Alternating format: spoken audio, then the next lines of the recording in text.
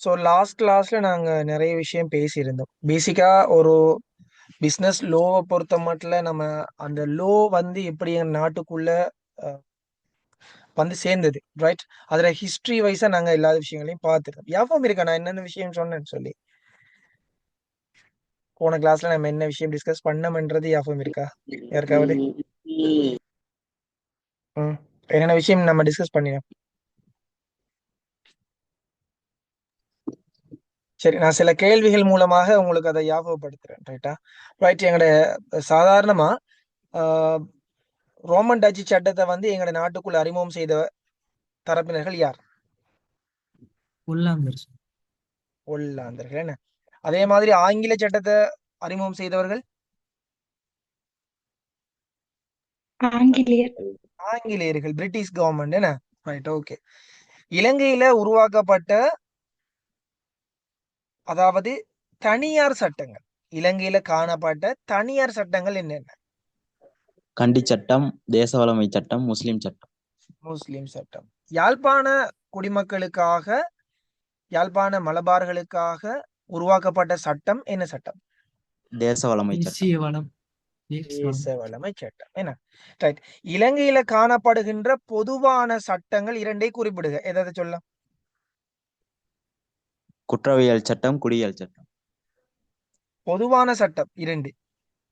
ரோம தட்டு சட்டம், டச்சு ஆங்கிலேய சட்டம், ஆங்கில சட்டம். சட்டம். ரைட். அடுத்தது, இலங்கையில காணப்படுகின்ற மீள்நிரப்பு சட்டம் எது? ரோமன் தட்டு சட்டம். ரோமன் டச்சு சட்டம். Very good. ரைட். சட்டத்தை இயற்றக்கூடிய அதிகாரம் யாருக்கு காணப்படுகிறது? சட்டத்தை இப்ப உருவாக்குறதுக்குரிய அதிகாரம் யாருக்கு இருக்கு? பார்லிமெண்ட். பாராளுமன்றத்துக்கு. என்ன? Very good. பாராளுமன்றத்துக்கு. பாராளுமன்றத்துல யார் இருப்பாங்க? சட்டத்தை உருவாக்குறதுக்குன்னு ஒரு அமைப்பு ஒன்று இருக்கணும். அதுக்கு என்ன சொல்றது? நாங்க ஒரு குழு ஒன்று இருக்கு. அந்த குழுக்கு என்ன சொல்லுவோம்? பாராளுமன்ற உறுப்பினர்.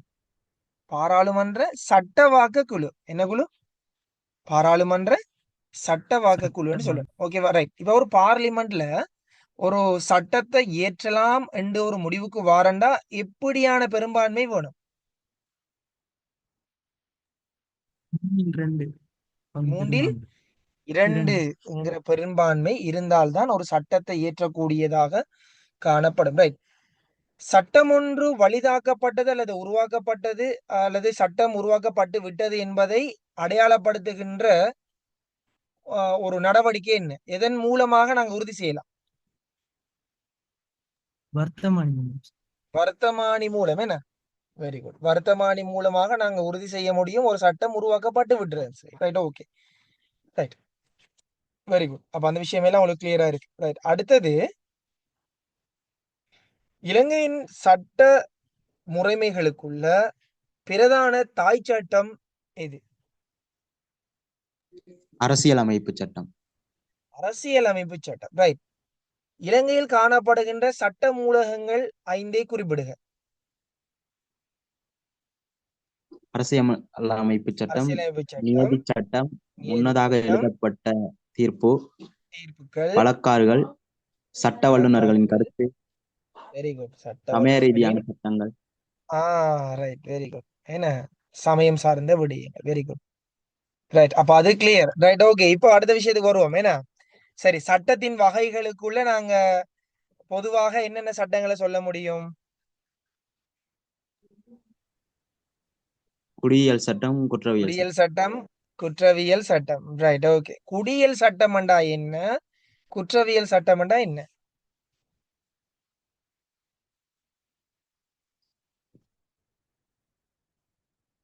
சொல்ல முடியுமா? குடியியல் சட்டம்ண்டா என்ன, குற்றவியல்? ரைட்.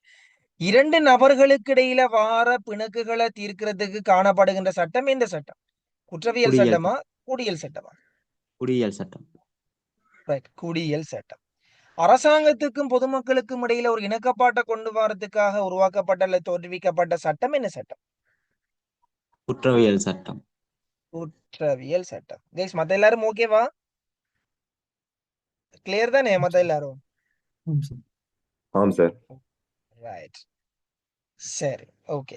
இப்ப சொல்லுங்க, ஒரு குற்றம் இழைக்கப்பட்டால், இப்ப குற்றவியல் சட்டத்தை ஆளுகின்ற அல்லது குற்றவியல் சட்டம் தொடர்பாக நியாயாதிக்கத்தை செலுத்தக்கூடிய நீதிமன்றம் எது?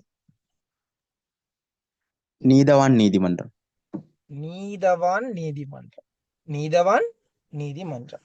அப்ப குடியியல் வழக்குகளை விசாரணை செய்யக்கூடிய நியாயாதிக்கத்தை கொண்ட நீதிமன்றம் எது? மாவட்ட மாவட்ட நீதிமன்றம். நீதிமன்றம். வெரி குட், மாவட்ட நீதிமன்றம். என்ன சரி, குற்றவியல் சட்டத்தின் பிரகாரம் என்னென்ன வகையான வழக்குகள் அங்க எடுத்துக்கொள்ளப்படும், என்னென்ன குற்றங்கள் காணப்படும்? ஒரு ஒரு உதாரணம் சொல்லுங்க. குடியியல் சட்டத்துக்கா சார்? இல்ல குற்றவியல் சட்டத்துக்கான ஒரு குற்றம் ஒன்று சொல்லுங்க பாப்போம். வீதி சட்டத்தை மீறுதல். சட்ட விதிகளை மீறுதல். ஓகே, இன்னொன்று சண்டை சச்சரவு. வீதி அது சட்டத்திட்ட கொலை. என்ன மீறுதல். நம்ம சுருக்கம் சொல்ல, கொலை செய்யறது, கொள்ளை அடிக்கிறது. என்ன கொள்ளை அடிக்கிறது. அதே மாதிரி சட்டத்தை மீறுறது. இப்ப நாம மோஸ்ட் வந்து என்ன செய்யறது, ஹெல்மெட் போட்டுட்டு போறல தானே, அப்படித்தானே?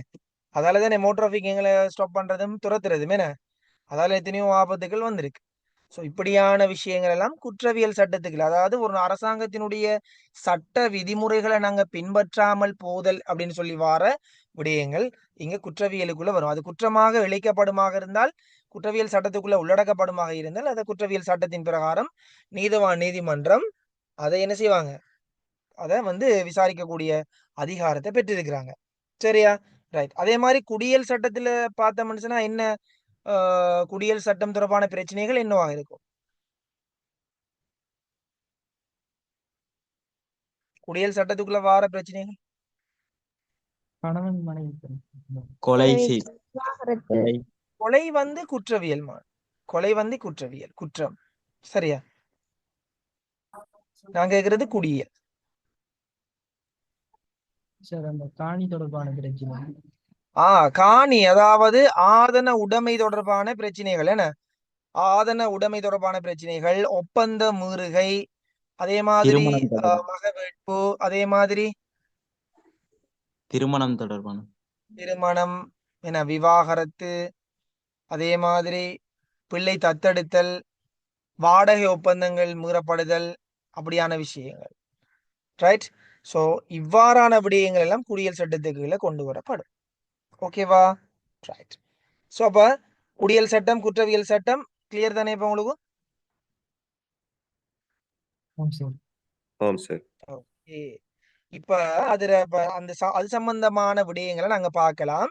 இதுல எல்லாரும் ஹேண்ட் அவுட்ல என்ன செய்யணும்னா, நீங்க இதை என்ன செய்யணும், குடியியல் சட்டம் வந்து மாற்றணும். பட் இதுல நீங்க என்ன செய்யணும், குடியியல் சட்டம் வந்து போடணும். இந்த சைட்ல குற்றவியல் சட்டம் வந்து மாத்தணும். சரியா? Okay sir. கிளாஸ் வாரவங்க கட்டாயம் இதை என்ன செய்யணும், மாற்றி கொள்ள வேணும். சரிதானே? ரைட். இதுல வந்து சில சில இடங்கள்ல சில சில இதுகளை நான் மாத்தி வச்சிருப்பேன். ஸோ அதை நான் அந்த கிளாஸ்ல கட்டாயம் சொல்லுவேன். அதனால கிளாஸ் கட்டாயம் என்ன செய்யணும், அட்டென்ட் பண்ணணும். சரிதானே? நம்ம கிளாஸ்ல வந்து அந்த விஷயங்களை கிளியர் பண்ணி கொள்ளணும்.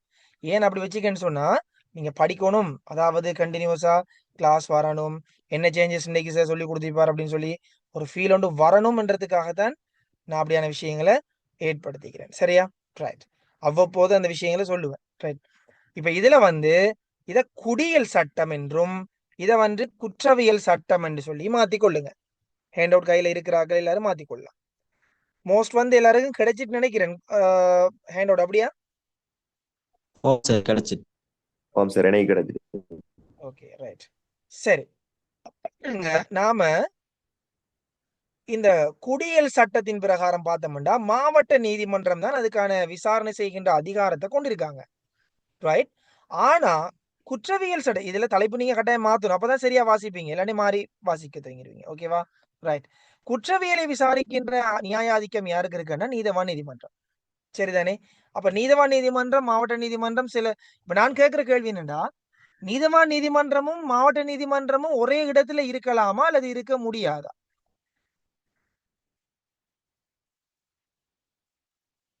யாராவது சொல்லுங்க. கோர்ட்ஸுக்கு போயிருக்கீங்களா? யாராவது கோர்ட்ஸுக்கு போன அனுபவம் இருக்கா? ஓ சார்.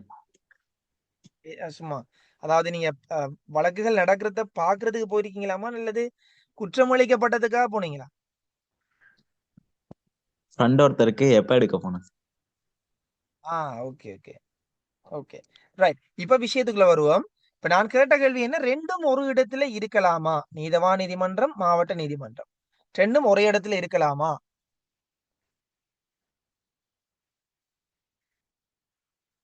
யாராவது பாத்துக்கிறீங்களா? அப்படி போட் அடிச்சிருப்பாங்க, பாத்துக்கீங்களா?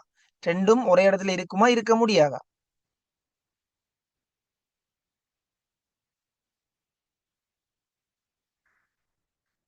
அஸ்கான், அஹ்னாஃப், பாத்தீங்களா? தெரியாது சார். தெரியா? ரைட். இதுல அக்கரபத்து பாய்ஸ் யாரும் இருக்கிறீங்களா? கேர்ள்ஸோ பாய்ஸோ?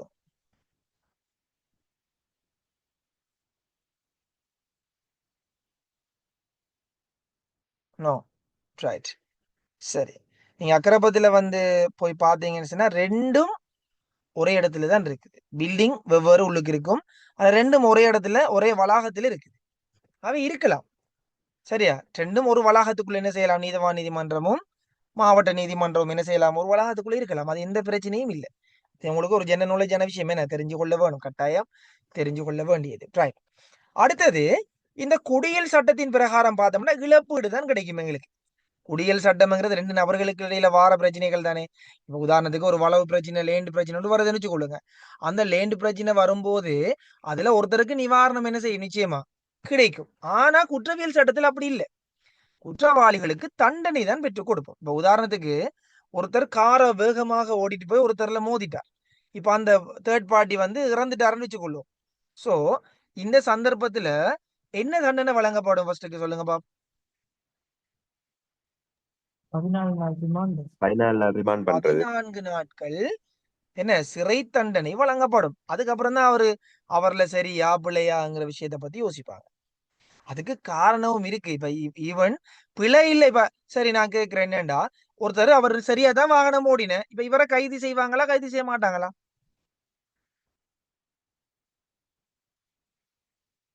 சொல்லுங்க. நீங்க இப்ப ஒருத்தர் வந்து சரியா தான் வாகனம் ஓடுறார், ஓடி இன்னொரு பர்சன்ல வந்து அது மோதப்பட்டுட்டு, ரைட், ஓகே. இப்ப அவர் தான் பிள்ளை, அந்த ஓடி வந்த மோட்டர் பைக்ல வந்தவர் தான், நீங்க கார்ல போறீங்க ஒருத்தர், அவர் தான் பிள்ளை. இப்ப நான் கேட்கிற என்ன விஷயம்டா, கார்ல ஓடிட்டு போனவரை கைது செய்வாங்களா, கைது செய்ய மாட்டாங்களா? கைது செய்வார் சார். ஏன், எதற்காக? அவர பாதுகாப்புக்காக. Very good. பாதுகாப்பு, அதாவது இவரை பாதுகாக்கணும். ஏன்னா ஊர் மக்கள் வந்து என்ன செய்வாங்க, இப்ப அவங்க ஈவன் அவன் அந்த மோட்டர் பைக் ஓடினவர் இருக்காரு தானே, அவர் ரிலேஷன் கூட விசாரிக்காம என்ன செய்யலாம், ஒரு முடிவுக்கு வந்துடலாம். என்ன இவர் வந்து நம்மட ஒரு உறவினர் ஒருத்தர் என்ன காரால மோதி அவர் இறந்துட்டார் அப்படி அவ கோபத்தில் ஈக்கலாம். அந்த நேரத்துல அவங்க பிள்ளையான இவரையும் என்ன, இவரைக்கும் ஏதாவது தாக்குதல் செய்யறதுக்கு ஏற்பாடுகள் இருக்கு. அப்ப அதனால அதுல இருந்து அவரை பாதுகாக்கணும். ஒரு முடிவாகிற வரைக்கும் அவர் என்ன செய்யணும், அந்த குற்றம் இழைக்கப்பட்டவரை பாதுகாக்கணும். சரியா? குற்றம் இழைத்தவரை வந்து பாதுகாத்து பிறகுதான் அவர் குற்றம் இழைக்கப்பட்டாரா இல்லையான்ற முடிவுக்குள்ள வருவாங்க. சரி, அப்ப அது முக்கியமான ப்ராசஸ். Right, okay. அடுத்தது, குடியல் வழக்க பார்த்தோம்னா குடியல் சட்டத்தின் பிரகாரம் அங்க சட்டத்தின் தரப்பினர்களாக வழக்காளி, எதிராளி என்று 2 பேர் இருப்பாங்களாம். ஒரு கோர்ட்ஸ்ல வந்து 2 பேர் இருப்பாங்க. இப்ப ஒரு லேண்ட் பிரச்சனை சொன்னா ஒருத்தர் வழக்காளி, அதாவது வழக்கை தொடுத்தவர், இன்னொன்று எதிராளி. எதிராளி என்றா யாரு, யாருக்கு எதிராக வழக்கு தொடுக்கப்பட்டிருக்கோ அவர். அப்ப 2 பேர் குடியல் சட்டத்துல மாவட்ட நீதிமன்றத்துக்குள்ள போய் பாத்தீங்கன்னா 2 பர்சன் இருப்பாங்க. ஒன்று வழக்காளி, வழக்கை தொடர்ந்து அதாவது வழக்க போட்டவர், மற்றவர் எதிராளி. யாருக்கு எதிராக வழக்கு போடப்பட்டதோ அந்த தரப்பினர் எதிராளி. இது 2 பேரும் தான் மாவட்ட நீதிமன்றத்துல இருப்பாங்க. ஆனால் குற்றவியல் என்கிற அடிப்படையை பார்த்த மனுஷனா, குற்றவியல்ல அப்படி அல்ல. சரியா? குற்றவியல் சட்டத்தின் பிரகாரம் குற்றம் சாட்டப்பட்டவரும், சரியா, அந்த குற்றத்தை சாட்டியவரும் யாருங்கிற நபர்கள் தான் இருப்பாங்க. அப்ப உதாரணத்துக்கு மோட்டார் டிராபிக் உங்களை பிடிச்சா இதுல யாரு குற்றம் சாட்டப்பட்டவர், யார் குற்றவாளி? குற்றம் சாட்டுபவர் யார், குற்றம் சாட்டப்பட்டவர் யார்? குற்றம் சாட்டப்பட்டவர் நாம, குற்றம் நாம. சாட்டுபவர் ஆமா, டிராபிக். S, very good. அப்ப குற்றம் சாட்டப்பட்டவர் நாம, குற்றம் சாட்டியவர் யாரு? மோட்டார் டிராபிக் என்ன? அப்ப அதான் முக்கியமான விஷயம்.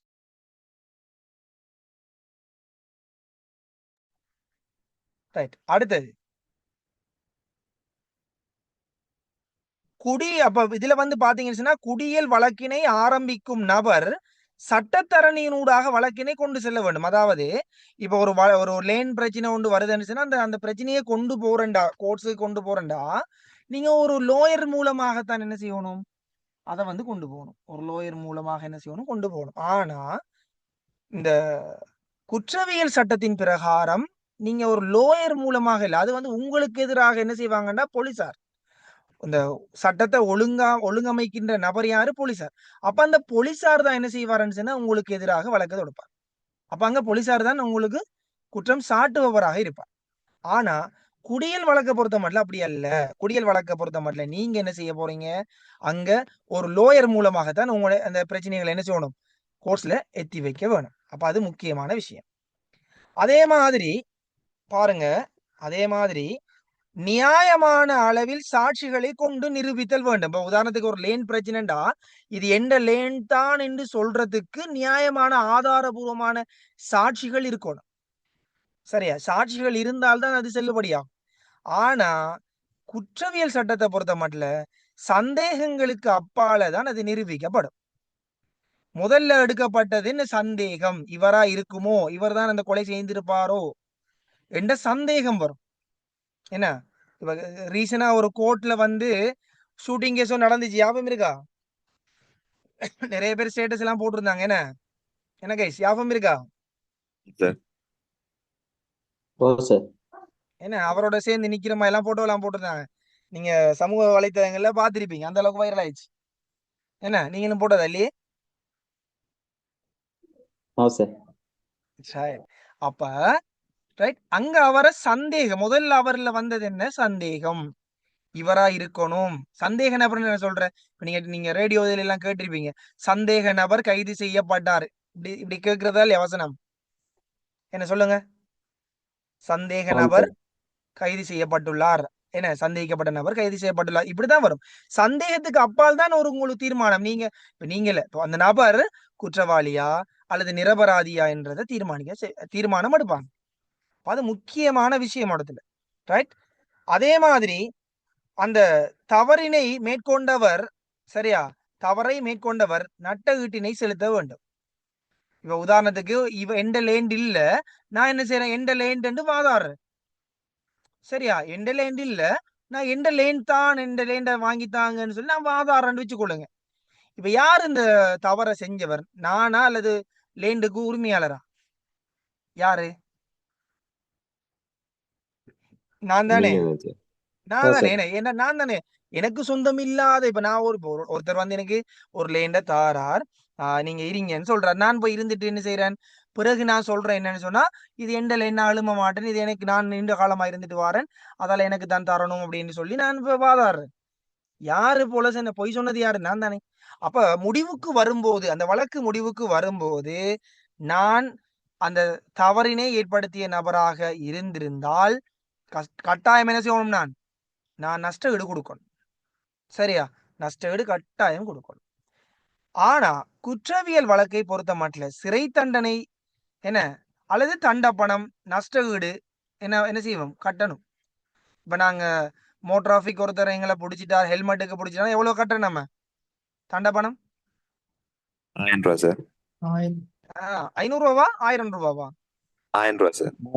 1000 ரூபாய். என்ன 1000 ரூபாய் கட்டணும். சரி, அதே மாதிரி குடியல் சட்டத்தை பொறுத்த மட்டும் அங்க என்னென்ன பிரச்சனைகள் காணப்படும், சும்மா உதாரணத்துக்கு பார்த்தோம்னா திருமணம், அங்க காணி சட்டம், ஒப்பந்த சட்டம் போன்ற விடயங்கள் எல்லாம் இங்க காணப்படும். சரியா, இதே மாதிரி இங்க குற்றவியல்ல பார்த்தோம்னா கொள்ளை, கற்பழிப்பு, சொத்து சேதம் விளைவித்தல், கூறிய ஆயுதங்களை பயன்படுத்தி இன்னொருத்தருக்கு வந்து சேதம் விளைவிக்கிறது, இப்படியான விஷயங்கள் எல்லாம் இந்த குற்றவியல் சட்டத்தில காணப்படுகின்ற பிரச்சனைகளாக காணப்படும். சோ இந்த 2 பண்புகளையும் அடிப்படையாக கொண்டுதான் நாங்க இங்க வேறுபடுத்திக்கிறோம். அப்ப பண்புகள் என்று கேட்டாலும் எழுத தெரியணும், அல்லது வேறுபாடுகள் 2ஐ குறிப்பிடுக அப்படின்னு சொன்னாலும் எழுத தெரியணும். ஓகே தானே கைஸ்? இது கிளியர் தானே இந்த விஷயம்? ஓகே. கிளியர். ரைட். அடுத்த தலைப்புக்குள்ள நாங்க போகலாம். என்னது? பொருண்மை சட்டமும் நடபடிமுறை சட்டமும். ரைட். பொருண்மை சட்டம் என்று சொல்றது, அதை சுருக்கமா சொல்றேன், நல்லா கேட்டுக்கோங்க. இதெல்லாம் பெருசா இது வரைக்கும் பெருசா அலட்டையும் இல்லை, வரையும் இல்லை இந்த கேள்வி. இருந்தாலும் சும்மா தெரிஞ்சு கொள்றது அவ்வளவுதான். ரைட். இந்த பொருண்மை சட்டம் என்று சொன்னா என்னன்னு சொன்னா கைஸ், இதுல ஒரு ஒரு இப்ப உதாரணத்துக்கு நீங்க சொன்னீங்க, இப்ப ஒருத்தர் வந்து மோட்டார் வாகனத்தை செலுத்தி இன்னொருத்தர்ல ஆக்சிடென்ட் பண்ணிட்டார். இப்ப என்ன தண்டனை? அவர் இறந்துட்டார். என்ன தண்டனை சொன்னீங்க? 14 நாள் ரிமாண்ட் சார். 14 நாள் ரிமாண்ட் சொன்னீங்க. இதான அந்த விஷயம். எக்ஸ்டெண்ட் பண்ணிட்டீங்களா? ரைட். 14 நாள் ரிமாண்ட். அப்ப குற்றம் என்ன, அதுக்கான தண்டனை என்ன என்றதை சுருக்கமா சொல்றதுதான் என்ன சட்டம்? பொருண்மை சட்டம். பொருண்மை சட்டம். ஆனா நடபடிமுறை சட்டம், நடபடிமுறை சட்டம்ங்கிறது அப்படி இல்லை. சரியா? குற்றம் நடந்ததுல இருந்து, சரியா, கொலை கொலை நடந்திருக்குன்னு சொன்னா அது நடந்ததுல இருந்து இவரை பிடிச்சிட்டு போய் இவரை தேடி இவரை பிடிச்சிட்டு போய் எங்க விசாரணை செய்து அவருக்கு ஃபைனலா சிறை தண்டனை என்று சொல்ற வரைக்கும் சொல்லப்படுற details, A to Z details, ஒட்டுமொத்த டீடைல்ஸ், அதை சொல்றது நடபடிமுறை சட்டம். வழங்கிட்டா?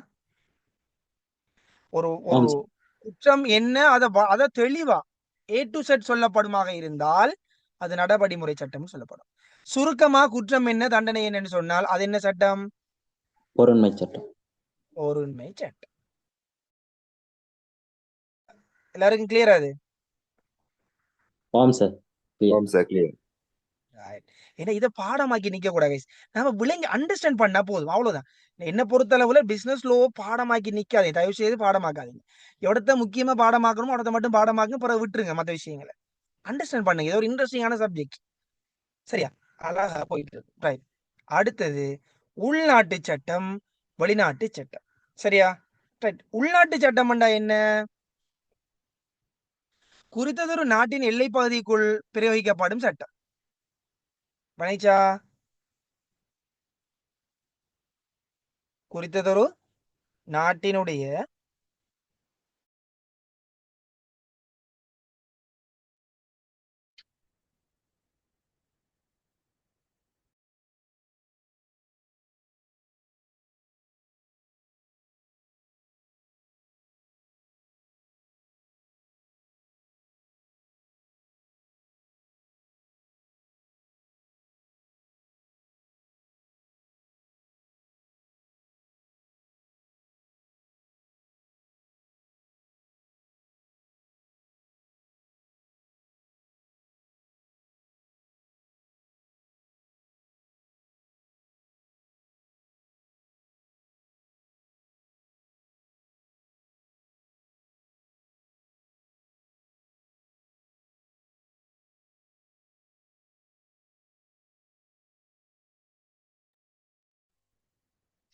உள்நாட்டு சட்டம் என்று சொல்றது என்னன்னு சொன்னா குறித்ததொரு நாட்டுக்குள்ள மட்டும் பிரயோகிக்கிற சட்டம்.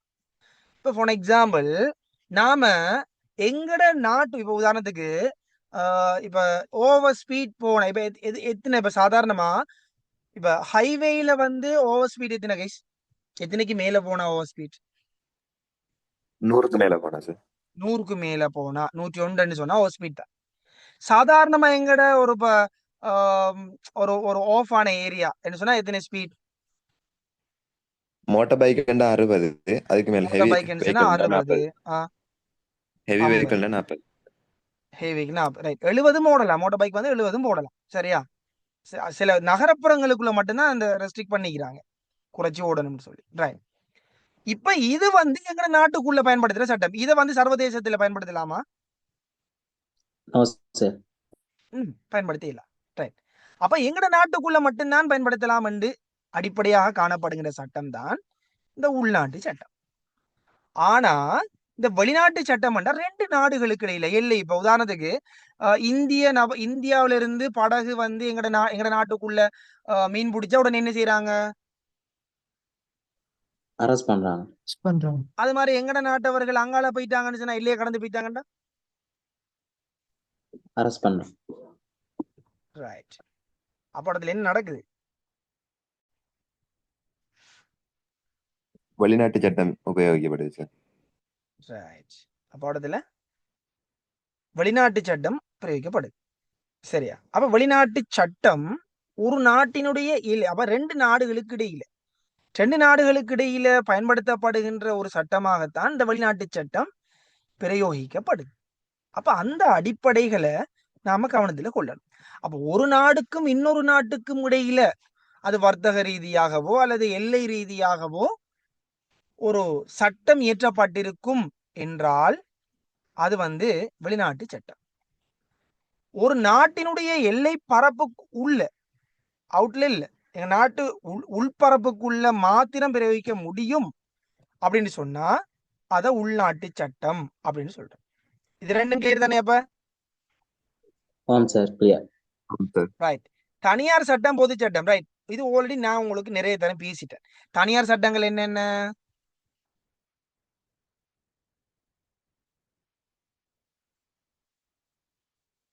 சொல்லுங்களேன். தனியார் சட்டங்கள் கண்டி சட்டம், கண்டி முஸ்லிம் சட்டம், சட்டம், முஸ்லிம் சட்டம், தேச வலைமை சட்டம். தேச அதுக்குள்ள உபபிரிவு என்ன? அதுக்குள்ள இருக்கிற உபபிரிவு தானே என்ன? திருமண சட்டம். இப்ப கண்டி சட்டத்துக்குள்ள திருமண சட்டம்ங்கிற விஷயம் இருக்கும். காணி தொடர்பான பிரச்சனைகளை கையாளுறது. அப்ப பிரதானமா தனியார் சட்டங்களை சொன்னா கண்டி சட்டம்னு சொல்றோம், தேச வளமை சட்டம்னு சொல்றோம், முஸ்லிம் சட்டம்னு சொல்றோம். கண்டி சட்டம் யாருக்கு பிரயோகிக்கப்படுது? சிங்களவர்களுக்கு. கண்டில இருக்கின்ற பௌத்தர்களுக்காக. அதே மாதிரி தேச வளமை சட்டம் யாருக்கு பிரயோகிக்கப்படுது? மலபார் மக்களுக்கு. யாழ்ப்பாணத்தில் இருக்க மலபார்களுக்காக. முஸ்லிம் சட்டம் முஸ்லிம்கள். சோ அந்தந்த பிரிவினர்களுக்கு கொமனா இருக்கிற சட்டம் அது. சரியா? அந்தந்த பிரிவினருக்கு ஸ்பெசிபிக்கா நம்ம இருக்கா தனியார் சட்டம், விசேட சட்டம்னு சொல்லுவோம். தனியார் சட்டம்னு சொன்னாலும் சரி, விசேட சட்டம்னு சொன்னாலும் சரி. இப்ப இந்த சட்டத்துக்குள்ள இப்ப முஸ்லிம் சட்டம் எடுத்தோம்னா அதுக்குள்ள உபபிரிவுகள் இருக்கு.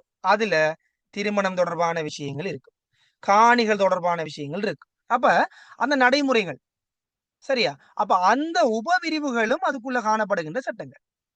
இப்ப கொமனா உங்களோட தனியார் சட்டம் கேட்டா நீங்க எதை சொல்லிடலாம்? கண்டி சட்டம், தேச வளமை சட்டம், என்ன அதே மாதிரி முஸ்லிம் சட்டம் என்று வடிவா சொல்லிடலாம். சரியா?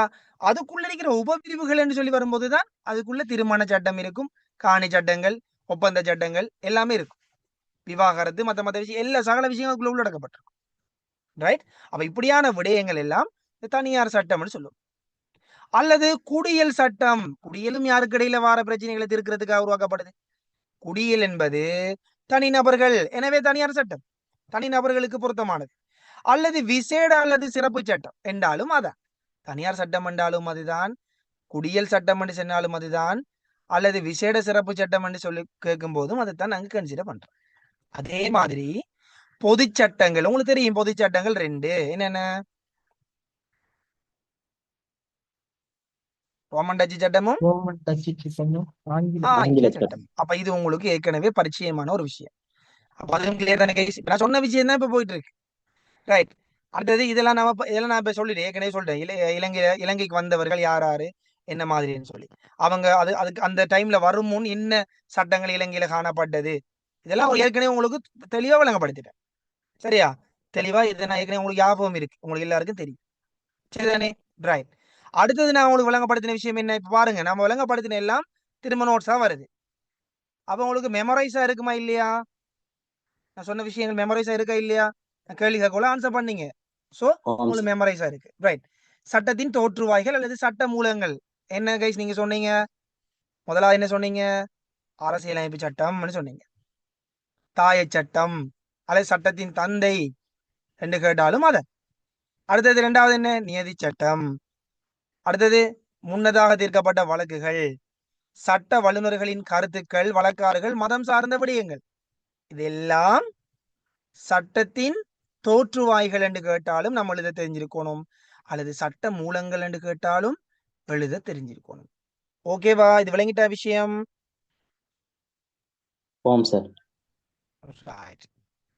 அடுத்த மிக முக்கியமான ஒரு தலைப்புக்குள்ள வரப்போறோம். இது கட்டாயம் என்ன செய்யுங்க, பாடம் அந்த விஷயத்த உண்மையாக புரிஞ்சு கொண்டே இருக்கணும். ஏண்டா இதுல கேள்வி வாரது அடிக்கடி. முதலாவது கேள்வி அடிக்கடி வார அல்லது இரண்டாவது கேள்வியாக எம்சிக்யூல அடிக்கடி வார கேள்வியாகவும் இது இருக்கு. அப்ப அதனால நம்மளுக்கு தெரிஞ்சிருக்கணும். மோஸ்ட் அது எங்களுக்கு இந்த இந்த இந்த அரசியலமைப்பு சட்டம் என்பது தெரிஞ்சிருந்தால் மிச்சம் நல்லம். ரைட்டா? அது உங்களுக்கு மனனம் ஆயிரும். இருந்தாலும் சம்பந்தமா நீங்க மனனமாகலாம் கொஞ்சம் பார்த்து அதை பாடமாகி கொள்றது. Right, okay. எங்களுக்கு தெரியும் ஒரு தாய் சட்டம் என்று சொல்றது சட்ட மூலாதாரங்கள் அல்லது சட்டத்தின் தோற்றுவாய்கள்ல பிரதான தாய் சட்டம் அல்லது சட்டத்தின் தந்தை என்று சொல்ற சட்டம் என்ன சட்டம்? அரசியலமைப்பு சட்டம். எஸ். இந்த அரசியலமைப்பு சட்டம் பாருங்க, இலங்கையில் காணப்படுகின்ற அதி உச்ச தாய் சட்டம் என்று சொல்லப்படுது. அப்ப மேக்சிமம் இதான் ஒரு டாப் லெவல்ல இருக்கிற சட்டம் மூலமாக காணப்படும். ரைட். இந்த சட்டம் பாராளுமன்றத்தின் பெரும்பான்மை பெற்றுக்கொண்டு உருவாக்கப்படுகின்ற சட்டம். சாதாரணமா உருவாக்கல. இப்ப உங்களுக்கு தெரியும் இந்த எங்களுக்கு ஒவ்வொரு சீர்திருத்தங்கள் போயிட்டு இருக்கேன்னு. அப்ப அதெல்லாம் பார்லிமெண்ட்ல கணக்க பிரச்சனை வாரது தெரியுமா?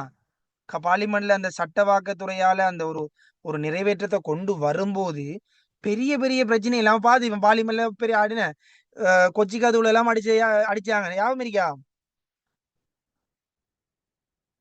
என்ன நியூஸ்ல பார்த்ததா? மஹிந்த ராஜபக்ச அவங்களோட காலத்துல கொச்சிக்கா தூள் எல்லாம் அடிச்சாங்க தெரியுமா? தெரியாதாவது இருக்கும் முஃப்ரி தெரியாதா? சாதனா பாக்கலையா? நியூஸ் பாக்கலையா? சுதர்சனா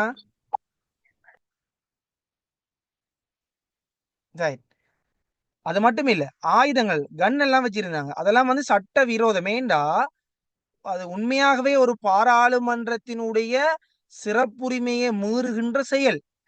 இதை வந்து உயர் நீதிமன்றம் இது கவனத்தில் கொள்ளும். அது பிறகு பாப்ப நீதிமன்ற வகைக்குள்ள நாங்க வரக்குள்ள பார்க்கலாம்.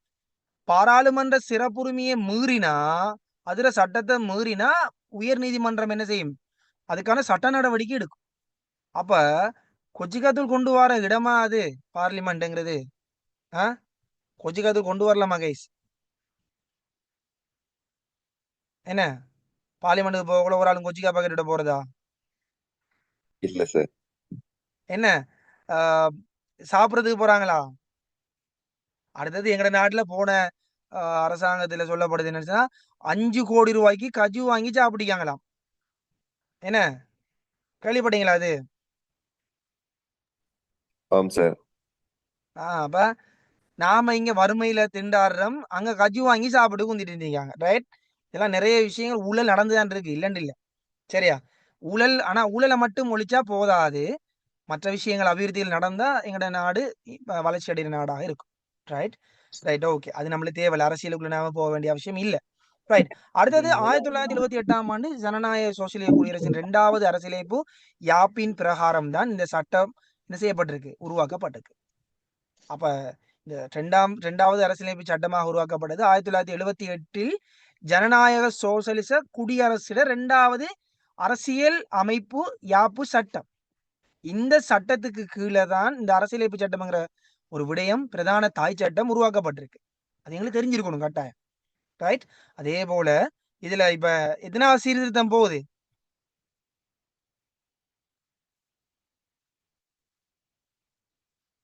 சொல்லுங்களேன். அரசியலமைப்பு சட்டம் எத்தனாவது சீர்திருத்தம் போகுது? 21 தாண்டி போகுது என்ன? ரைட். அது எங்களுக்கு கேள்விக்கு வர போறல, சும்மா ஜஸ்ட் ஒரு நாலேஜுக்காக அந்த விஷயம் இருக்கு. Right, okay. அடுத்தது இதுல உள்ளடக்கப்படுகின்ற இந்த சட்டத்துக்குள்ள என்னென்ன விஷயத்தை பத்தி பேசுவாங்க? இப்ப நீங்க யோசிக்கலாம், சரி இந்த சட்டம் பிரதான சட்டம்னு சொல்றீங்க, இந்த சட்டத்துக்குள்ள எது பேசப்படும், என்ன விடயம் பேசப்படும் என்றது எங்களுக்கு தெரியணும். அப்ப சும்மா சின்ன பிள்ளைத்தனமான விஷயங்களை பேச மாட்டாங்க இதுக்குள்ள. இப்ப 2 பேரும் சண்டை பிடிக்கிறதுக்கு என்ன தண்டனைங்கிறது அரசியலமைப்பு சட்டத்துல பேசலாமா? சொல்லுங்களேன். இல்ல சார். தத்தெடுத்தல் சம்பந்தமா பிரச்சனைக்கு சொல்யூஷன் சொல்லலாமா? இல்ல சார். இல்ல. இது ஒரு தாய் சட்டம்னா நாட்டின் இறமை சம்பந்தப்பட்ட ஒரு பெரிய ஒரு விஷயத்தை கையாளுகின்ற ஒரு சட்டமா இருக்கும். அப்ப எனவே இதுல முக்கியமான விடயங்கள் மட்டும்தான் பேசப்படும். இதுல கேள்வி வாரகேஸ், சரியா? இதுல கேள்வி வாரங்கிறதால அழுத்தமும் திருத்தமா திரும்ப திரும்ப சொல்ற விஷயம் கேள்வி வாரது. அதால கட்டாயம் பாடமாக்கி வச்சுக்கோங்க. ரைட். இப்ப இந்த சட்டத்தில் உள்ளடங்குகின்ற விடயங்கள் அப்படின்னு சொல்லி கேட்டிக்கிறாங்க. ரைட், பாப்போம்.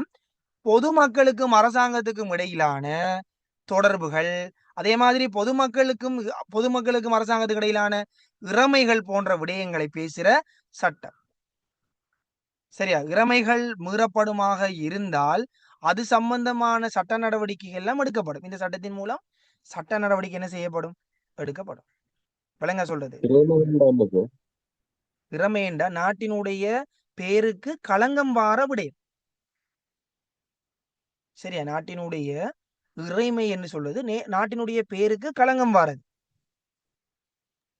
Okay sir. ஓகேவா? அப்படியான விடயம்.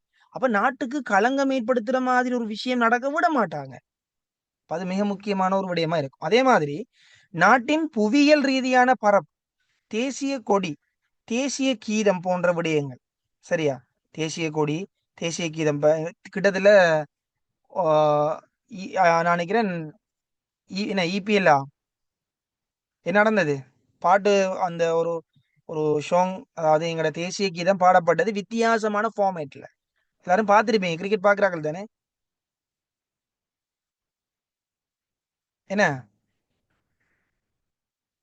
தேசிய கீதம் படிக்கிறது ஒரு சிங்கள பாடகி வந்து தேசிய கீதம் படிச்சாங்க ஒரு என்னது அப்கண்ட்ரிட மெத்தட்டுக்கு. தெரியுமா? பாத்தீங்களா? யாராவது சர்ச்சையா போயிச்சு? ஓ சார். பாத்தீங்க தானே? அவ எப்படி படிச்சாங்க? நம்ம நாட்டுல படிக்கிற மாதிரி படிச்சாங்களா? ஒரு வெள்ளக்காரி வந்து படிச்சா எப்படி இருக்கும் அப்படின்ற மாதிரி இருந்துச்சு அந்த பாட்டு. ஆகவே அது வந்து எங்கட நாட்டுற இறமையை என்ன செய்யுது? எங்கட நாட்டினுடைய சட்டத்திட்டத்தை பிரதானமான ஒரு சட்டத்தை மாற்றுது. ரைட்? தேசிய கீதம்ங்கிறது சிங்களத்துல இப்ப என்ன செய்ய சிங்களத்துல படிக்கணும் என்ற ஒரு நியதியும் இருக்கு. சரியா? அப்ப அப்படியாக சில நியதிகள் உருவாக்கப்பட்டிருக்கு. இப்ப எங்க உங்களுக்கு தெரியும் இது, அதாவது எங்க நாட்டுல வந்து இந்த இப்ப தேசிய கொடிய ஆடையாக நீங்க வந்து அணியலாமா? சொல்லுங்களேன்.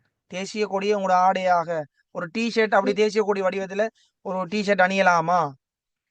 இல்ல சார். இல்ல. தேசிய கொடியில வந்து மாற்றத்தை ஏற்படுத்தலாமா? கலர்களை சேஞ்ச் பண்ணலாமா? இல்ல சார். இல்ல. அப்ப அதுல மாற்றம் இல்ல. அப்ப அது சம்பந்தமா பேசுகின்ற அந்த விடயங்களை பத்தி உள்ளடக்கி இருக்கின்ற சட்டம் தான் இந்த அரசியலமைப்பு சட்டம். அதே மாதிரி இன்னும் ஒரு முக்கியமான விஷயம், அடிப்படை உரிமைகள். சரியா? அடிப்படை உரிமைகள் சம்பந்தமாக பேசப்படுகின்ற ஒரு சட்டமும் இது. இந்த அரசியலமைப்பு சட்டத்துக்குள்ளதான் அடிப்படை உரிமை சம்பந்தமான விடயம் பேசப்படும். அப்ப அதுல என்னென்ன விடயம் என்று சொன்னா அதுக்குள்ள வார உரிமை என்னென்ன அப்படின்னு கேட்டா, சிந்தனை செய்வதற்கு உரிமை இருக்குது. நீங்க சுயமா சிந்தனை செய்யறீங்களா இல்லையா? அதுக்கு உங்களுக்கு உரிமை இருக்கா இல்லையா? யார்ட்டையும் கேட்கணுமா? நீங்க யோசிக்கிறதுக்கு யார்ட்டையும் கேட்கணுமா? இல்ல. இல்ல சார். அதே மாதிரி சமத்துவம்ங்கிறது இங்க இருக்கணுமா இல்லையா? சமத்துவம் எல்லாருக்கும் சட்டம் உண்டுதான். என்ன? அப்ப அதுக்கு உரிமை இருக்கு. அடுத்தது விரும்பின மதத்தை பின்பற்றதுக்கு உங்களுக்கு உரிமை இருக்கு. யாரும் யாரையும் கம்பல் பண்ண இயலாது. நீங்க விரும்பின மதத்தை நீங்க பின்பற்றிக் கொள்வீங்க. அதே மாதிரி சித்திரவதையிலிருந்து விடுபடுதல். யாருமே டோர்ச்சர் பண்ணல எங்களை. யாருமே டோர்ச்சர் பண்ணல. இருந்தா நாங்க அப்படி யாரும் டோர்ச்சர் பண்ணாங்கன்னா என்ன செய்யலாம்? இப்போ ஒருத்தர் வந்து உங்களுக்கு கால் பண்ணி ஒரே டோர்ச்சர். நீங்க உடனே என்ன செய்யலாம்? என்ன செய்யலாம்? பரவாயில்லன்னு விடுவீங்களா? டோர்ச்சர் வந்தா சட்ட நடவடிக்கை என்ன செய்யலாம்? எடுக்கலாமா இல்லையா? எடுக்கலாம் சார். என்ன கைஸ்? இப்போ ஒருத்தர் உங்களை கோல் எடுத்து விரட்டுறார், காசு தரணும்னு சொல்லி விரட்டுறார். நீங்க அப்படியே பார்த்துட்டு இருப்பீங்களா? இல்ல தானே? சட்ட நடவடிக்கை எடுப்பீங்க. அப்ப அந்த சட்ட நடவடிக்கை எடுக்க முடியும் என்று சொல்ற இடம் இதான். அப்ப இந்த அரசியலமைப்பு சட்டத்துக்குள்ளதான் இந்த விடயம் பேசப்படுது. அதே மாதிரி கருத்து தெரிவிக்கிறதுக்கு உரிமை இருக்கு. நீங்க அரசியல் சம்பந்தமா எவ்வளவு கருத்து தெரிவிக்கிறீங்க, யாரும் தடுக்க இயலாது. பார்லிமெண்ட்ல கூட கருத்தை தெரிவிக்கலாமா இல்லையா? என்ன கைஸ்? ஆம் சார். பார்லிமெண்ட்ல இப்ப அதிகமா ஏசிட்டு இருக்கிறார் ஒருத்தர். என்ன எல்லாரையும் பத்தி கிண்டிட்டு இருக்கிறார். என்ன அப்படித்தானே? யாரு? டாக்டர் அர்ஜுனா இப்ப கடுமையா காரசாரமா பேசுறாரு. என்ன சொல்லுங்களேன். என்ன ஒருத்தரும் நியூஸ் பாக்குறல போல. ஆம் சார். அப்ப அவர் இப்படி ஒரு கருத்து தெரிவிக்கிற உரிமை இல்லைன்னா அவர் கருத்து தெரிவிக்கலாமா? இல்ல சார். இல்ல. அதுக்கு உரிமை இருக்கு எங்களுக்கு. யாரும் கோவிக்க இயலாது. கருத்தை தெரிவிக்கலாம், பிள்ளைண்டு சுட்டி காட்டலாம். ரைட். அதே மாதிரி பொது இடங்களில் கூடுவதற்கான உரிமை கோவிட் டைம்ல மட்டும் விசேடமாக ஒரு சட்டம் உருவாக்கப்பட்டது. அதாவது சுகாதார தேவைகளுக்கு இணங்க யாரும் கூட வேணாம், ஒரு அடி நில்லுங்க அப்புறம் 1.5 அடி நில்லுங்கலாம் சொன்னாங்க.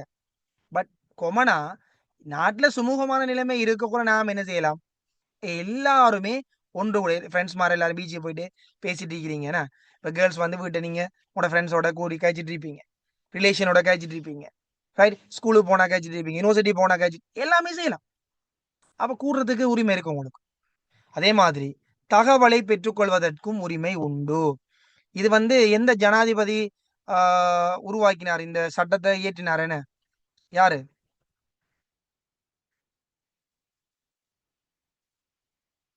தகவல் அறியும் சட்டத்தை உருவாக்கின யாரு ஜனாதிபதி? சொல்லுங்க பாப்போம்.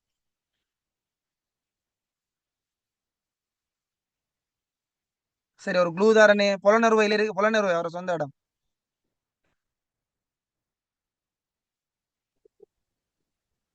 மைத்ரிபால சிறிசேன.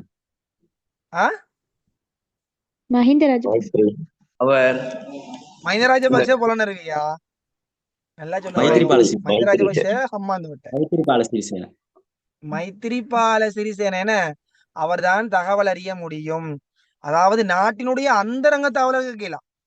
தகவல் அறியலாமன்றதுக்காக எல்லாத்தையும் கேட்கலாமா? இல்ல, சில முக்கியமான விடயம். இப்ப உதாரணத்துக்கு, இப்ப அம்பா டிஸ்ட்ரிக்ட்ல வந்து எத்தனை பேர் போட் போடுறதுக்கு எத்தனை பேர் இருக்கிறாங்கன்னு தகவல் எடுக்கலாம். வாக்களிக்கிறதுக்கு தகமை பெற்ற நபர்கள் எத்தனை பேர் இருக்கிறாங்க கேட்டு எடுக்கலாம். 14 நாளைக்குள்ள அவங்க தகவல் கட்டாயம் கொடுத்தே ஆகணும். ஆனா இப்ப போயிட்டு கேட்கலாமா, அவங்களோட டிஃபென்ஸ் மினிஸ்ட்ரி, டிஃபென்ஸ் வந்து எப்படி அமைக்கப்பட்டிருக்குது, பாதுகாப்பு யுக்திகள் என்னன்னு கேட்கலாமா? கேட்கலாமா? இல்ல சார். இல்ல, அது நாட்டை என்ன முக்கியமான பிரச்சனையா மாறி பாதுகாப்பு பிரச்சனையை கொண்டு வந்தது. ரைட். அடுத்தது குடியுரிமை தொடர்பான விஷயங்கள் பேசப்படும். குடியுரிமை, சிட்டிசன்ஷிப். குடியுரிமை என்ன? பிரஜா உரிமைன்னு சொல்லுவோம். என்ன தெரியுமா? பிரஜா உரிமை, குடியுரிமை, சிட்டிசன்ஷிப் எல்லாருக்கும் தெரியும். ஓ சார். டுவல் சிட்டிசன்ஷிப் எல்லாம் இருக்கு. என்ன, அப்ப அந்த குடியுரிமை, அப்ப அது சம்பந்தப்பட்ட விடயம் இங்கதான் பேசப்படும். அதே மாதிரி குடியுரிமை ரத்து செய்யறது, அதை ஆக்டிவ் பண்றதெல்லாம் அந்த இந்த சட்டத்துக்கு கீழே தான், பிரதானமான சட்டம் தானே.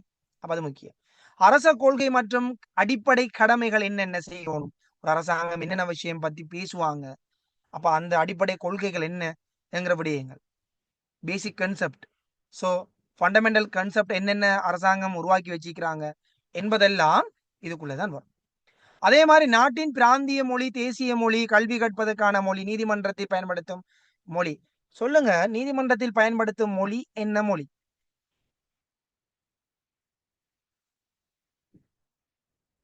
யாருக்கா தெரியுமா? இங்கிலீஷ் தானே சார்? இல்ல, ஷார்ட் அண்ட் டைப்பிங். கழிப்பட்டீங்களா? டெக்னிகாலஜிஸ்ல கோர்சஸ் இருக்கு. அதுக்கு கூடுதலா கேர்ள்ஸ் வந்து செய்வாங்க. அந்த அது வந்து ஸ்டெனோகிராஃபர்ன்னு சொல்ற கோர்ஸ் ஒன்று தான் அது. சரியா? அது ஒரு 6 month கோர்ஸ். அதை முடிச்சா இனி அங்கே கோர்ஸ்ல என்ன செய்யலாம், நிறைய ஸ்டூடெண்ட்ஸ் இருக்கிறாங்க, நிறைய பேர் வேலை செய்யறாங்க. ஸ்டெனோகிராஃபர்னு சொல்லி ஷார்ட் அண்ட் டைப்பிங்னு சொல்றேன். அவங்க செய்யற அந்த வேலையை ஷார்ட் அண்ட் டைப்பிங். இப்போ உதாரணத்துக்கு, நான் இவ்வளவு நேரம் உங்களுக்கு ஆற்றிய விரிவுரைய அவங்க 2 லைன்ல எழுதி வச்சிருப்பாங்க. சாத்தியமா? தமிழ்ல எழுதுறா சாத்தியமா? நான் இவ்வளவு நேரம் கிளாஸ் ஸ்டார்ட் பண்ணதுல இருந்து இவ்வளவு நேரமா அவங்களோட காய்ச்சிட்டு இருக்கிற இந்த இவ்வளவு வசனங்களையும் தமிழ்ல எழுதுறேன்டா எத்தனை எத்தனை பக்கம் தேவைப்படும்? 2 பக்கம் எத்தனை பக்கம்? ஒரு 2 தாள் போயிருக்குமே, 3 தாள் 4 தாளால போயிருக்கு. ஆனா இந்த ஸ்டெனோகிராஃபர் என்று சொல்றவங்க இவ்வளவு நான் சொன்ன இவ்வளவு கதைச்சு அவ்வளவு வேட்டையும் 2 லைன்ல எழுதிப்பாங்க. சரியா? 2 லைன்ஸ்ல வந்து எழுதிருப்பாங்க. விளங்குதா சொல்றது? அப்ப இதான் அந்த ஷார்ட் அண்ட் டைப்பிங்னு சொல்றேன். சரியா? அப்ப சுருக்கெழுத்து தட்டெழுத்துன்னு சொல்ற அந்த ஒரு மெதட் உத்தரம் தெரியாதா? இது ஒரு மொழி, குறியீடு மாதிரி தான் இருக்கும். இது இந்த குறியீடு மாதிரி மொழி தான் அது. யாரும் அதாவது தெரியும் என்ன ரிப்போர்ட்டர் மாதிரி படிப்பாங்கண்டு கேள்விப்பட்டிருக்கேன். அப்படி கேள்விப்பட்டீங்களா? Right, okay. கட்டாயம் கிளாஸையும் கவனிங்க, மைக்கையும் கவனிங்க என்ன. Right, okay. அப்ப அந்த விடயம் அதே. அப்ப மொழிகள் சம்பந்தம் நீங்க விரும்பின மொழியில என்ன செய்யலாம், எல்லாம் படிக்கலாம், எல்லாம் செய்யலாம். ரைட். அடுத்தது தேர்தல், பாராளுமன்ற ஆட்சி காலம், ஜனாதிபதி எவ்வளவு காலம் இருக்கணும், எப்ப பார்லிமெண்ட் பார்லிமெண்ட் கலைக்கிறத தீர்மானிக்கிறது ஜனாதிபதி தான், சரியா? ஆனா ஜனாதிபதி எவ்வளவு காலம் இருக்கலாம், எப்படி ஜனாதிபதி ஒரு ஆளை தேர்ந்தெடுக்கணும், அதுக்கான அடிப்படைகள் என்ன, ரைட்? ஒரு எலெக்ஷன் எப்படி நடத்தப்படணும் என்கிற விடயங்கள் எல்லாம் இந்த சட்டவாக்கத்துறையினரால இந்த அரசியலமைப்பு சட்டத்தில் என்ன செஞ்சிருப்பாங்க, அதை உருவாக்கி வச்சிருப்பாங்க, சரியா? அப்ப இது மிக முக்கியமான விஷயம். மற்ற விடயங்கள் நீங்க பாடமாக்காட்டியும் பரவாயில்ல, கட்டாயம் நீங்க பாடமாக்க வேண்டியது, சரியா? மற்றதெல்லாம் தெரியும் உங்களுக்கு. அதுல இந்த சட்ட மூலாதாரங்களில் பிரதான மூலாதாரமாக இருக்கின்ற அரசியலமைப்பு சட்டத்தை கட்டாயம் என்ன செஞ்சிருங்க, மைண்ட்ல வச்சுக்கோங்க. அதுக்கு உள்ளடங்குற விடயங்கள் எது தொடர்பாக பேசப்படும் கட்டாயமா. Right, okay. அது நீதி சட்டம் ஒண்ணுமே நீங்க பாடமாக்க வேண்டிய அவசியம் இல்லை, நீதி சட்டம் தேவையில்லை, சரியா? அது முன்னதாக தீர்க்கப்படும், இதெல்லாம் ஒன்றும் பாடமாக்க தேவையில்லை. நான் தானே சொல்றேன், இது ஒன்றுமே நீங்க பாடமாக்க தேவையில்லை, சரியா? இதெல்லாம் சும்மா வசனம், நேரடியாக இருக்கிற வசனம், ரைட். ஆனா எங்களுக்கு தெரியணும் தனியார் சட்டம் அல்லது விசேட சட்டம், இது ஆல்ரெடி தெரியும் தானே உங்களுக்கு, எனக்கு தெரியும் தானே இது. ஓம் சார் தெரியும். அப்ப அது தெரியும். அதே மாதிரி பொது சட்டம் என்ன, உங்களுக்கு திரும்ப திரும்ப சொன்ன விஷயத்த சொல்லிட்டேன். கண்டி சட்டம், தேசிய வளமை சட்டம், முஸ்லிம் சட்டம், இதெல்லாம் என்ன யாருக்கா உருவாக்கப்பட்டது தெரிஞ்சா போதுமானது. மதுமடிக்கு அதை டீப்பா போகுது தேவையில்லை, அந்த எம்சிக்குள்ள டீப்பா கேள்வி கேட்க போறலி, ஸோ அதெல்லாம் தேவையில்லை, ரைட்? ரோமன் டச்சு சட்டம் பண்ணுச்சுன்னா இது யார் உருவாக்கினேன், ஒல்லாந்தர் சார். ஒல்லாந்தர். ஒல்லாந்தர்கள் என்ன. அப்ப ஒல்லாந்தர்கள் சொல்றாக்கள் யாரு, ஜெர்மன்ல இருந்து வந்தவங்க என்ன. அப்ப அந்த டைம்ல இருந்த அந்த ஒல்லாந்தர்கள் தான் இந்த சட்டத்தை என்ன செஞ்சாங்க, உருவாக்கினாங்க, ரைட்? இப்ப இந்த சட்டத்துல பிரயோகிக்கப்படும், இது எப்ப எல்லாம் பிரயோகிக்கலாம். இப்ப எங்கட நாட்டுல இப்ப என்ன எந்த நாட்டினுடைய சட்டத்தை பின்பற்றி வாராங்க சொல்லுங்க பாப். இப்ப கோர்ட்ஸ்ல ஒரு வழக்கு தீர்ப்பு வழங்கப்படுதுண்டா, அதுக்கு சொல்லப்படுகின்ற மேற்கோள் காட்டப்படுகின்ற அந்த உதாரணம் எந்த நாட்டினுடைய வழக்குகள் சொல்லுங்க பாப். ஜெர்மனி. இல்ல, பிரிட்டிஷ் கவர்மெண்ட் வச்சு தானே செய்யறாங்க. பிரிட்டிஷ் ஆங்கில சட்டத்துக்கு கீழே வார அந்த உதாரணங்களை தானே செய்வாங்க, மேற்கோள் காட்டி வழக்குகளுக்கு தீர்ப்பு அதைத்தான் எடுத்துக்கொள்றாங்க, அதை தான் பேசுறாங்க. ஆனாலும் இந்த சட்டம் எந்த சட்டம், இந்த ஒல்லாந்தர்களால கொண்டு வரப்பட்ட சட்டம் இருக்குதானே, ரோமன் டச்சு சட்டம், அது எந்தெந்த சந்தர்ப்பத்தில் பிரயோகிக்கப்படும். அப்ப ஒப்பந்தம் ஒன்றை செய்தல் அல்லது மீறுதல் சம்பந்தமான விஷயம், தீங்கு என்ன டோட்ஸ் சொல்ற, டோட்ஸ் தீங்கு விளைவிக்கிற, அப்ப அப்படியான விடயங்களுக்கும் இந்த ரோமன் டச்சு சட்டம் பிரயோகிக்கப்படும்.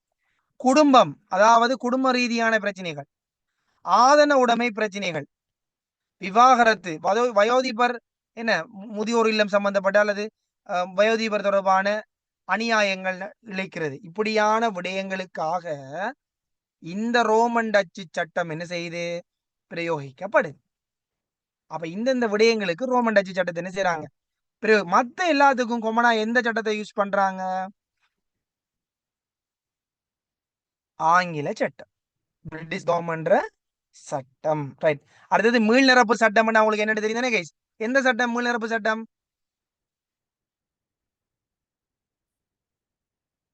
இலங்கையில் காணப்படுகின்ற மீள் நிரப்பு சட்டம் எது, ரோமன் டச்சு சட்டம் என்ன, ரோமன் டச்சு சட்டம், ரைட்? சோ இவ்வளவு விஷயங்களும் உங்களுக்கு கிளியரா? ஓ சார், கிளியர். அப்ப அடுத்த கிளாஸ்ல நாங்க நீதிமன்றத்தை முறைகளை ஃபுல்லா படிச்சு முடிச்சோம்டா, அதோட முதலாவது யூனிட் கம்ப்ளீட். ஓகே மகேஷ், அப்ப அடுத்த கிளாஸ்ல நான் என்ன செய்வேன், சில விஷயங்களை கேள்வி கேட்பேன், அப்ப நீங்க ரெடியா இருக்கணும். அப்ப கேள்வி கேட்க நீங்க பதில் சொல்ல உங்களுக்கு ஆட்டோமேட்டிக்கா மெமரைஸ் ஆகுமா இல்லையா, என்ன இந்த வே ஓகே தானே, கேள்வி கேட்டா நலம் தானே உங்களுக்கு, என்ன மெமரைஸ் ஆகும் தானே கைஸ்? ஓம். கேள்வி கேட்காம நான் சும்மா இந்த பாட்டுக்கு சிலபஸ் கொண்டு போறதுல பிரயோஜனமும் இல்லை. ஏன் எல்லாரும் வாசிக்கிறேன், எல்லாரும் வாசிட்டு போகலாம், அது இல்லை நோக்கம். எந்த ஸ்டூடெண்ட் வந்து பெர்ஃபெக்டா இருக்கணும். ஒருத்தர் வந்து கேள்வி கேட்டா சும்மா அடிச்சு விடணும். சரியா? ஸோ அது வந்து நம்மட கல்வி முறைகள்ல, நம்மட கேம்பஸ்ல இருக்கிற கல்வி முறைகள்ல நாலேஜ் கிடைக்கணுங்கிறது கடை முக்கியம். சரியா? நாலேஜ் கிடைக்கணும், கட்டாயம் ஒரு நாலேஜான ஒரு பர்சனா இருக்கணும். அதுக்கான கல்வி எங்க போனாலும் முன்னுக்கு நின்று பேசணும். ரைட்? முன்னுக்கு எடுத்து அந்த விஷயத்தை செய்யக்கூடிய ஒரு ஆளுமை ஆற்றலை வளர்த்துக் கொள்ளணும். தெரியாது நாங்க ஒதுங்கி நிக்கிறதுங்கிறதெல்லாம் இருக்கக்கூடாது. சரிண்ணா கைஸ்? ரைட். ஸோ அப்ப இதுவரைக்கும் நாம மற்ற விடயங்களை, அந்த நீதிமன்றம் சார்ந்த விடயங்களை, அதுவும் நீதிமன்றம் ஆல்ரெடி பார்த்துட்டோம் தான், இன்னும் கொஞ்சம் டீப்பா பேச போறோம், அவ்வளவுதான்.